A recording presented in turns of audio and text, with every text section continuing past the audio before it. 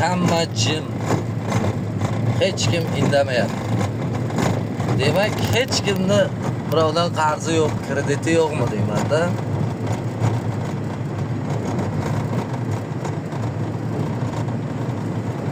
Bunisidan olib bunisiga, bunisidan olib bunisiga qilib yurganlarni eshitamiz.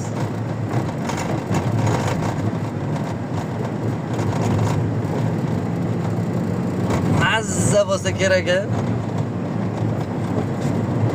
Shu yaxshi narsa-da, buni miya ishlab turadi, o'ylanib turamiz. Agar hech kimdan qarz bo'lmasang, o'ylanmaydi hamda miya. Birodan qarz bo'lib, krediting bo'lsa, ishlamagan joylari ham miyani ishlab turadi, mana yon tomonlari.